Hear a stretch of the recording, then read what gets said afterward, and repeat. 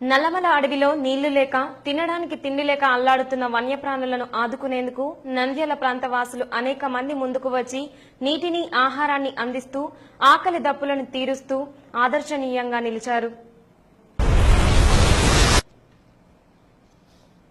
ఎన్నడూ లేని విధంగా ఈ ఏడాది ఎండలు మండుతుండటంతో నల్లమల అడవిలో వన్యప్రాణులు విలవిలలాడుతున్నాయి. కళ్ల ముందే స్పృహ తప్పి పడిపోతున్న వానరాలను చూసిన నంద్యాల పట్టణానికి చెందిన రిటైర్డ్ తహసీల్దార్ పుల్లయ్య చెల్లించిపోయారు. తన స్వంత ఖర్చులతో ప్రతిరోజు వానరాలకు నీటిని, ఆహార పదార్థాలను అందిస్తూ వచ్చారు. ఈ విషయం తెలుసుకున్న స్థానిక గ్రామస్తులు కూడా ముందుకు వచ్చి పుల్లయ్య చేస్తున్న సేవా కార్యక్రమానికి అండగా నిలిచారు.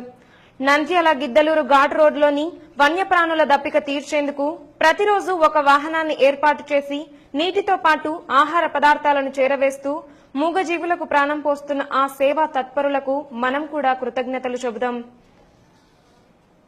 మోటార్ సైకిల్ మీద వస్తుంటే ఒక కోతి రోడ్డు మీద స్పృహ తప్పి పడిపోతే మా దగ్గర వాటర్ లేదు, నీళ్ళు లేవు. పక్కన ఒక తన దగ్గర నీళ్లు తీసుకొని ఒక బాటలు నీళ్లు తీసుకొని దానికి ఒక అర్ధ బాటలు నీళ్లు దాపి అర్ధ బాటలు నెత్తిన పోయడం వల్ల ఆ కోతి లేచి పరిగెత్తిపోయింది అన్నమాట.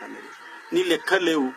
ఒక కోతి విధంగా ఉంది కదా, కొన్ని వేల కోతులు ఉన్నాయి ఇక్కడ. ఆ వేల కోతులకు మనం ఏదన్నా వాటర్ సప్లై చేస్తే బాగుంటుంది కదా అనే ఉద్దేశంతో నేను ఒక మనసులో కలిగి, నా సొంతం ట్రాక్టర్ ఉంది, ఆ ట్రాక్టర్ తో ఇద్దరు మనుషులు పెట్టించి ట్యాంకర్ పెట్టి మార్చిలంతా కూడా నీళ్లు తోడినాను.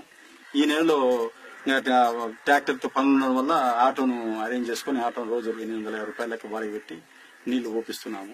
ఈ విషయం కొంతమంది తెలియజేయడం వల్ల వాళ్ళు ఏమంటే, సార్ మీరు నీళ్లు పోస్తున్నారు, మా ఫుడ్ కూడా మేము కూడా పంపిస్తామని చెప్పి ప్రతి ఒక్కరు 1500 అట్లా దగ్గర 7,000 రూపాయలు నాకు ఇవ్వడం జరిగింది.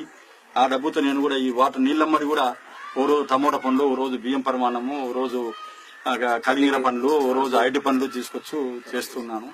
కాబట్టి దయచేసి ఇప్పటికి కూడా నా ఫోన్ నెంబర్ నోట్ చేసుకుని కాంటాక్ట్ అయ్యి ఎవరన్నా ఫుడ్ విషయంలో ఎవరన్నా సహకరిస్తే మీరు వచ్చి మా ఆటో వచ్చి ఫుడ్ అరేంజ్